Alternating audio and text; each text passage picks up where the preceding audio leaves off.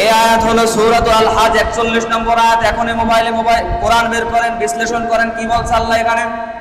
আল্লাহ বলছেন আল্লাযীনা ইন মাক্কান্নাহুম, আমি যাদেরকে মাক্কান দেব, আমি যাদেরকে ক্ষমতা দেব, আমার পক্ষ থেকে যেসব খলিফাকে আমি পাঠাবো, আমার পক্ষ থেকে যেসব আমিরকে আমি পাঠাবো, আমার পক্ষ থেকে যেসব প্রধানমন্ত্রী, যেসব প্রাইম মিনিস্টার, যেসব প্রেসিডেন্ট আমি পাঠাবো, ওরা প্রথমত কি করবে?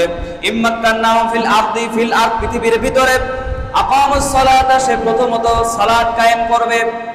সালাত কায়েম করার অর্থ শুধুমাত্র নিজে নিজে সালাত আদায় করা না, নিজে নিজে নামাজ পড়া না। সালাত কায়েম করার অর্থ হলো যে রাষ্ট্রপ্রধান হবে, আল্লাহ যাকে দায়িত্ব দিয়েছে, যে রাষ্ট্রপতি হবে, যে প্রধানমন্ত্রী হবে, ওর সংবিধান অনুযায়ী আইন করে দেবে, সবাইকে বাধ্যতামূলক 5 ওয়াক্ত নামাজ পড়তে হবে। এটা হলো সালাত কায়েম। যে রাষ্ট্রপ্রধান হবে, ও প্রত্যেকটি, যে রাষ্ট্রপ্রধান তার দেশের সবাই তার পরিবারের সদস্য, পুরো দেশ তার পরিবার।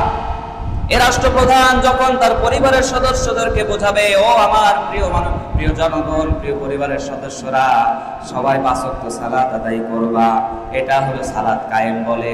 আর আল্লাহ বললেন আমি যাদেরকে দুনিয়ায় কায়েম করে দেব, শাসন ক্ষমতা দেব, আমি যাদেরকে মনোনয়ন করে খলিফা নিযুক্ত করব, ওরা এগুলো কায়েম করে দেখাবে।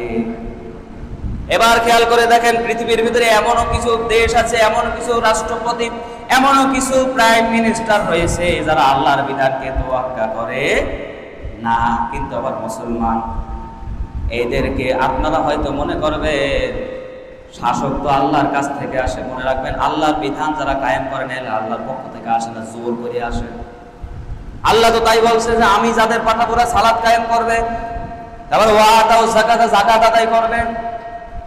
কিন্তু যারা সালাত কায়েম করলো না, রাষ্ট্রের ক্ষমতা পেয়ে, চেয়ারম্যানের ক্ষমতা পেয়ে, মেম্বারের ক্ষমতা পেয়ে, এই জিনিসগুলো যারা আদায় করতে পারলো না, ওরা আল্লাহর পক্ষ থেকে হয়নি, জোর করে হয়েছে।